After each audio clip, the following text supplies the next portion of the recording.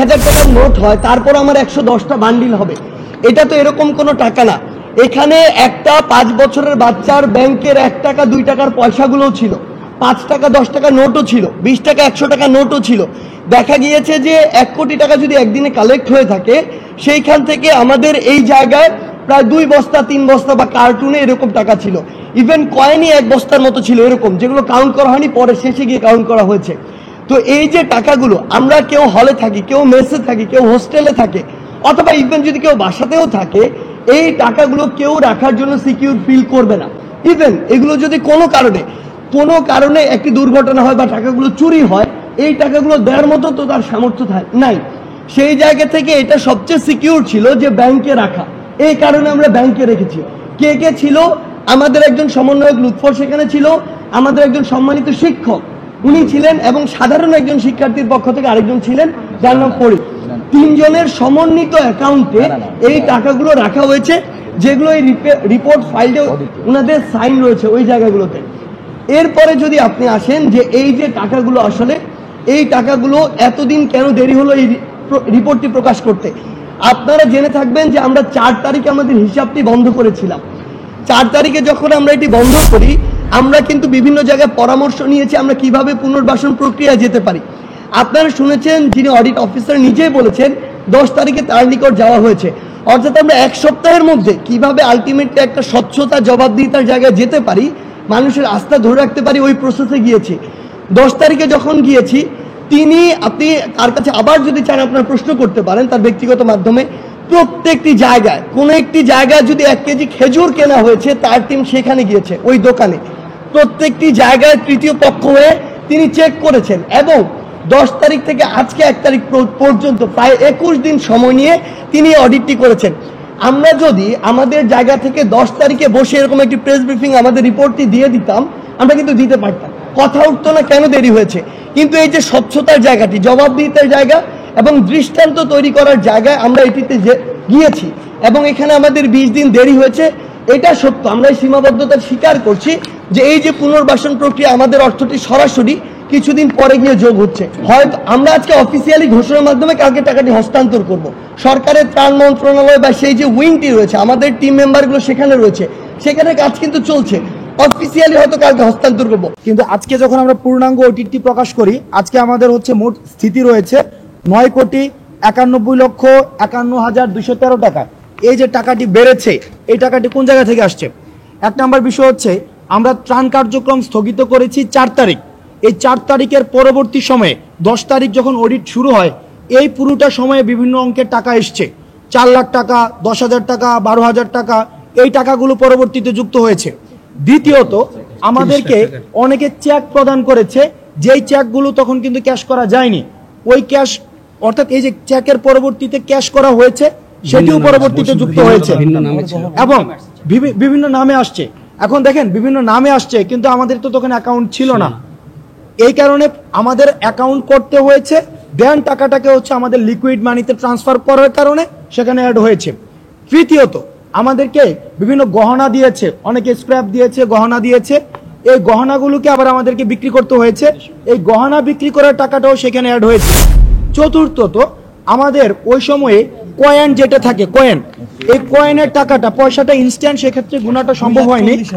সেই কয়েনের টাকাটা আপনারা যদি চান, আমাদের ইন্ডিভিজুয়াল প্রত্যেকটা জিনিসের আলাদা আলাদা হিসাব কিন্তু রয়েছে, যে আমরা কয়েন থেকে কত টাকা পেয়েছি। এই কয়েনের ওই টাকাটাও কিন্তু পরবর্তীতে 2 লক্ষ টাকারও বেশি, একদম এক্সাক্ট ফিগারটা কিন্তু এখানে দেওয়া আছে, আপনারা যারা ইন্টারেস্টেড সেখান থেকে নিতে পারেন। 2 লক্ষ টাকারও বেশি সেটা যুক্ত করা হয়েছে। সার্বিকভাবে সব হিসাব যুক্ত করার পরে আমাদের যেটা দাঁড়িয়েছে 9,91,00,000 টাকারও বেশি। এখন বাংলাদেশে সর্বপ্রথম আমার মনে হয় ইতিহাসে একটা হিসাব দেওয়ার পরে আবার অডিট করার পর আবার টাকা বৃদ্ধি পেয়েছে, এই ধরনের নজির মনে হয় কোথাও নেই। আমরা সর্বপ্রথম, আমাদের দেখেন প্রায় অলমোস্ট 60 লাখ টাকা কিন্তু বৃদ্ধি পেয়েছে। এখন যারা বিভিন্ন সময় এলিগেশনে এসেছে, টকশো বুদ্ধা, ইউটিউব বুদ্ধা অনেকে রয়েছে, আমরা এলিগেশন এনেছে আমাদের বিরুদ্ধে যে টাকা নিয়ে নাকি আমাদের ঘুরতে চলে গিয়েছে, টাকা নিয়ে এটা চলে গিয়েছে, গাড়ি কিনেছে।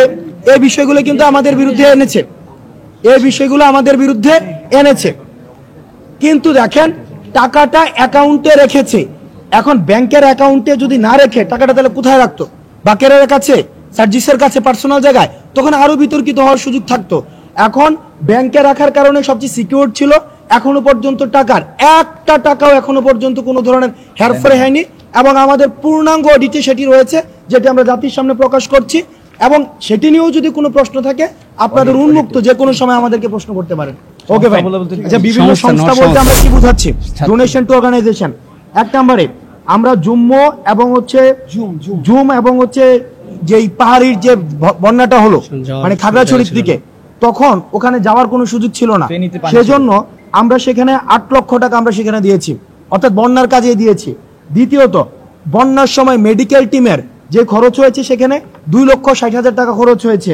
তৃতীয়ত, ফটিকছড়ির যে টিম বন্যার সময়, সেখানেও আমাদের ট্রান্সপোর্টেশন লিমিটেশনসের কারণে সেখানে আমাদের 46,500 টাকা খরচ হয়েছে। চতুর্থত, যশোরের একটা টিমকে আমাদেরকে 1 লক্ষ টাকা খরচ হয়েছে।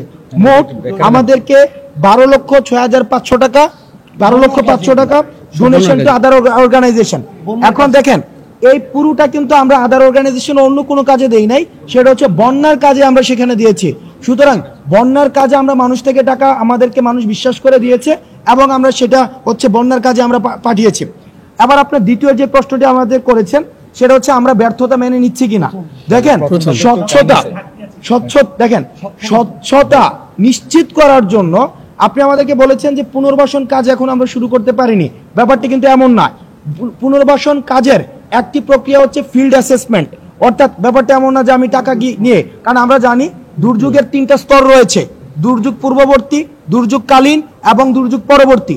এবং দুর্যোগ পরবর্তী ইনফ্রাস্ট্রাকচারাল যে ডেভেলপমেন্ট, সেটাই হচ্ছে সবচেয়ে ব্যয় বেশি হয়।